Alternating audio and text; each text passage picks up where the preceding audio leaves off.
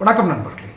சத்ரு சம்கார பூஜை நடிகர் விஜய் திருச்செந்தூரில் நேற்றோ அதுக்கு முந்தைய நாளோ பண்ணியிருக்காரு. அதை பற்றிய செய்திகள் மிக அதிகமாக உலா வந்து கொண்டிருக்கிறது. ஒரு புண்ணியமான காரியம், புனித காரியம் ஒரு கோயிலில் அவர் செய்யும் பொழுதுதான், புகழ்பெற்ற ஒருவர் செய்யும் பொழுதுதான் பிரபலமாகிறது. உண்மையில் சத்ரு சம்கார அந்த ஹோமம் என்பது என்ன, அது யார் செய்வார்கள், எதற்கு செய்வார்கள், அதை பற்றிய ஒரு பதிவு தான் இது. சத்ரு என்றாலே அது ஒரு வடமொழி சொல். எதிரிகள் என்றால் நம்மை அது எந்த வகையில் வேணாலும் இருக்கலாம். எதிரிகள். சம்காரம் அவர்களை அழிப்பது, ஒழிப்பது, கொல்வது. சத்ரு சம்ஹார ஹோமம் என்றால் பூஜை. அது எல்லாத்துக்கும் தெரியும். அது ஒரு ஹோமம்னா எல்லாத்துக்கும் தெரிஞ்ச விஷயம் தான். அது ஒன்றும் நான் புதுசாக விளக்க வேண்டியதில்லை. சத்ரு சம்கார ஹோமம் என்று செய்கிறார் அப்படின்றால் அவருடைய எதிரிகளை அவர் அழிக்க ஒரு யாகம் நடத்துகிறார், கடவுளிடம் வேண்டுகிறார். ஹோமம் என்பது மனிதனுக்கும் கடவுளுக்கும் இடையான ஒரு பிரார்த்தனை வடிவம் அப்படின்னு வச்சுக்கலாம். இப்போ சத்ரு சம்கார ஹோமம் இவர் பண்ணுறாரு. ஒருவேளை தவறான நேரத்தில் பண்ணுறாரோ, அதனோட அர்த்தம் என்னங்கிறத அப்புறம் பார்ப்போம். ஏன்னா இதனுடைய முழு அர்த்தம் தெரிஞ்சவங்க தேர்தல் முடிஞ்சிருச்சு, இனி ஓட் கவுண்டிங் தான், வாக்கு எண்ணிக்கை மட்டும்தான் நடக்கணும், அதுவும் மே 4ஆம் தேதி. அதுக்கு முன்னாடி போய் சத்ரு சம்கார ஹோமம் பண்ணால் என்ன வே ஆஃப் இது என்னன்னு எனக்கு தெரியல. ஓகே, அவருடைய பர்சனல் வியூ என்ன வேணாலும் இருக்கலாம், தனிப்பட்ட காரணங்கள் இருக்கலாம். தனக்கு எதிரிகளே இருக்கக்கூடாதுன்னு நினச்சி சத்ரு சம்கார ஹோமம் பண்ணணும்னு அவர் நினச்சிருக்கலாம். யாரோ தவறான ஐடியா கொடுத்துட்டாங்களோன்னு தான் தோணுது. ஏன்னா சத்ரு சம்கார ஹோமம் பண்ணுறதுக்கான தேவைகள் அவருக்கு இருக்கிற மாதிரி தெரியல. அப்படின்னா எம்ஜிஆர் முதலே பண்ணியிருப்பார், கருணாநிதி என்னைக்கோ பண்ணியிருப்பார், யாரை வச்சோ பண்ணியிருப்பார். ஏன்னா கருணாநிதி குடும்பத்தை பொறுத்த வரைக்கும் ஸ்டாலினோ கருணாநிதியோ அவங்களுடைய குடும்பத்தினர் அத்தனை பேரும் கோயிலுக்கு போவாங்க, இன்க்ளூடிங் கனிமொழி. வெளியில் ஒரு வேஷம் போடுவாங்க, உள்ளுக்குள்ள பக்தியோடு இருப்பாங்க. அது ஒன்றும் தப்பு இல்லை, வெளியில் அவங்க கொள்கைகளுக்காக செஞ்சுட்டு போயிடலாம். அப்படின்னா அவங்க என்னைக்கோ பண்ணியிருப்பாங்க. இதை விட ஒரு பெரிய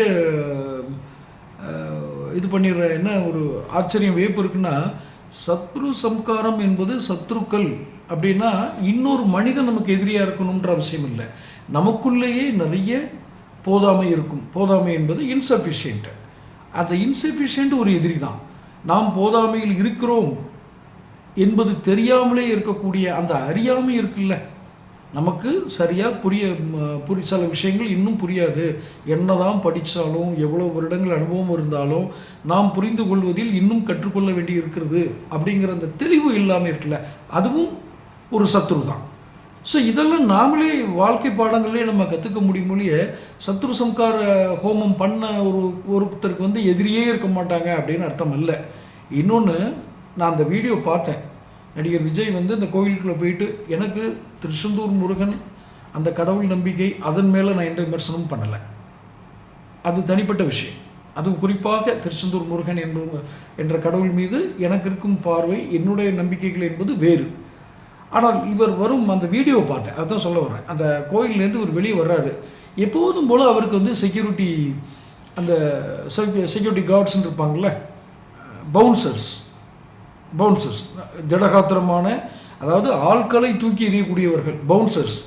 இப்போ இந்த பவுன்சர்ஸ் அவங்க சூழல் தான் இவர் வர்றாரு. பின்னாடி இந்த ஆனந்த் பொதுச் செயலாளர் அவங்கள தான் வர்றாரு. எனக்கு என்ன கேள்வி வந்துச்சுன்னா, இவர் சத்ரு சம்கார ஹோமம் பண்ணிட்டாரு. இப்போ இவருக்கு சத்ருக்கள் இருக்க மாட்டாங்க. அந்த நம்பிக்கை இருந்தால் தான் அங்கே போய் பண்ணியிருக்கணும். யாரும் சத்ருக்கள் இருக்க மாட்டாங்க. ஆனால் இவர் சத்ருக்களோடு தானே வர்றாரு. இவரை சுற்றி இருக்கிறவங்கெல்லாம் அப்படி பாதுகாப்பு தான் நிற்கிறாங்க. சத்ருக்களோடு வர்றாங்கன்னா அவங்களாம் ஆபத்தானவர்கள்னு சொல்ல வரல. அவர்களெல்லாம் விலகிட்டு வந்திருக்கலாமே. இப்போ நான் சத்ரு சம்கார ஹோமம் பண்ணிட்டேன், இனிமேல் எனக்கு பவுன்சர்ஸ் தேவையில்லை, என்ன எந்த சத்ருவும் நெருங்காது. அப்போ அந்த அடிப்படை நம்பிக்கை அவர்கிட்டேருந்து இருக்கா இல்லையாங்கிற கேள்வி வரும். ரெண்டாவது, அவர் குறை சொல்லலை, அவர் பின்பற்றிய மதம், அவர் வளர்க்கப்பட்ட விதம், அவர் பிரார்த்தனை செய்த விதம் என்பதை முற்றிலும் வேறானது. அதை கூட அவர் சமீபத்தில் அதுவும் ஒரு வீடியோ வந்தது. அவருக்கு முட்டி போட்டு அப்படியே நகண்டு போய் சர்ச்சில் போய் ஒரு கிறிஸ்தவ தேவாலயத்தில் ஒரு அந்த ஃபாதர் இது வாங்கினதை நான் பார்த்தேன் நான். ஸோ எனக்கு என்ன அதில் கேள்வி, இவருடைய பிரார்த்தனை முறை, ஒரு பிரார்த்தனை செய்வது, ஒரு மதத்தை பின்பற்றுவது என்பது முற்றிலும் ஒவ்வொருத்தருடைய தனிப்பட்ட உரிமை. அது அவர்கள் நம்பிக்கையில் சார்ந்த விஷயம். அவருடைய உள்ளுணர்வுகள் சார்ந்த விஷயம். அந்த உள்ளுணர்வோடு அந்த பிரார்த்தனையில் ஈடுபட்டால் தான் எந்த மதமும் இருக்கட்டும், எந்த வழிபாட்டு முறையாகவும் இருக்கட்டும், அதை பற்றி நான் எதையும் இது பெஸ்ட்டு அது பெஸ்ட்டுன்னு சொல்ல வரல. ஆனால் எல்லாவற்றிலும் நான் ஈடுபடுவேன் என்பது ஒரு போலித்தனம் நிறைந்ததாகத்தான் இருக்கும். ஒரு இஸ்லாமியர் கடைபிடிக்கக்கூடிய பிரார்த்தனை முறை நாம் கடைபிடிக்க இயலாது. காரணம், அவர்கள் ஒருவர் ஒரு இஸ்லாமியர் இன்னொரு இஸ்லாமியரை பார்க்கும் பொழுது சொல்லும் வார்த்தைகள் கூட நான் கேள்விப்பட்டிருக்கிறேன். அந்த வார்த்தைகளுக்கு இப்போ இன்னொருத்தர் பார்க்கும்போது அஸ்லாம் அலைக்கும் அப்படின்னாருன்னா அலைக்கும் ஸ்லாம் அப்படின்னு சொன்னதுக்கு அப்புறமும் சில வார்த்தைகள் இருக்கு. இந்த ரெண்டுக்குமான பொருள் இருவருக்கும் வெறும் வார்த்தைகள் அல்ல, உணர்வுகள். பிரைஸ் தி லார்ட், 2 கிறிஸ்தவர்கள் சந்திக்கும் பொழுது பிரைஸ் தி லார்ட் இல்லையா? 2 வட இந்தியாவில் பார்க்கும்போது பார்த்துருக்கேன், 2 இந்துக்கள் ரொம்ப தீவிரமாக இந்து மதத்தை பின்பற்றக்கூடியவர்கள் பார்த்தாங்கன்னா ராம் ராம் அப்படிம்பாங்க. ஜெய் ஸ்ரீராம்ங்கிறது நாடு முழுக்க அந்த ஹிந்து மக்களுடைய ஒரு கோஷமாக ஒலிக்கிறது. இப்படி ஒவ்வொருவருக்கும் உணர்விலிருந்து வர வேண்டும் அந்த வார்த்தைகள். அந்த உணர்வுபூர்வமான வார்த்தைகள் மூலமாகத்தான் பிரார்த்தனையே உங்களுக்கு நிறைவடையும், முழுமையடையும்.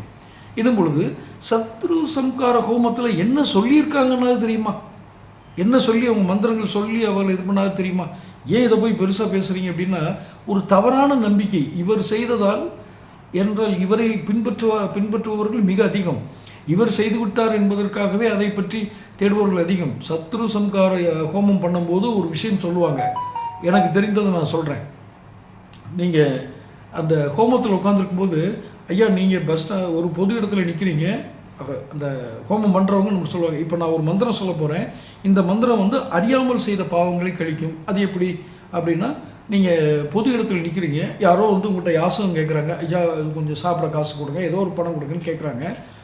நீங்கள் உங்கள்கிட்ட உண்மையிலே சில்லறையாக இல்லை, அதாவது காயினோ குறைஞ்ச டெனாமினேஷன் உள்ள நோட்ஸோ உங்கள்கிட்ட இல்லை, அப்போ அது உண்மை, அதனால் சில்லறை இல்லைப்பான்னு சொல்லிடுறீங்க. அதன் மூலம் உங்களுக்கு ஒரு பாவம் சேரும். நீங்கள் அறியாமல் செய்வது தான், அதை போக்குவதற்கு தான் இந்த மந்திரம் நாங்கள் சொல்கிறோம்னு சொல்லி செய்வாங்க. அதான் உண்மையான சத்ரு. அதெல்லாம் சத்ருக்களில் ஒன்று. என்ன, நமக்கு தெரியாமல் அந்த சத்ரு, இவர் எந்த சத்ருவை இது பண்ணார்? நமக்கு தெரிஞ்சு விஜய்க்கு தனிப்பட்ட முறையில் வாழ்க்கையில் இருக்கிற தனி இதெல்லாம் நமக்கு தெரியாது, எந்த சத்ருவுக்காக அவர் பண்ணாருன்னு தெரியாது. பிரச்சனைகள், சவால்கள், நான் பிரச்சனைகள் கூட எப்போதுமே சொல்ல மாட்டேன் என்னோடய வீடியோக்களில் பார்த்தீங்கன்னா, சவால்கள் அப்படின்னு தான் சொல்வேன், சேலஞ்சஸ்.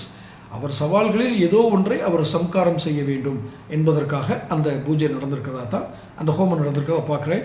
ஆனால் ஒரு தவறான புரிதல் ஏற்பட்டு விடக்கூடாது. இவர் சொல்வதனால இவர் போய் பண்ணிட்டு வந்துட்டு தப்பான ஒரு புரிதலை ஏற்படுத்திடக்கூடாது, தாக்கத்தை ஏற்படுத்திடக்கூடாது என்பதற்காகத்தான் என்னால் முடிந்த ஒரு சிறிய விளக்கம். தொடர்ந்து இது போன்ற என்னுடைய செய்திகளை கேட்பதற்கு சேனல் சப்ஸ்கிரைப் பண்ணிக்கோங்க, நோட்டிஃபிகேஷன் பெல் பதிவு பண்ணுங்கள், உங்கள் கருத்துக்களை கமெண்ட் பாக்ஸில் பதிவிடுங்க. நன்றி.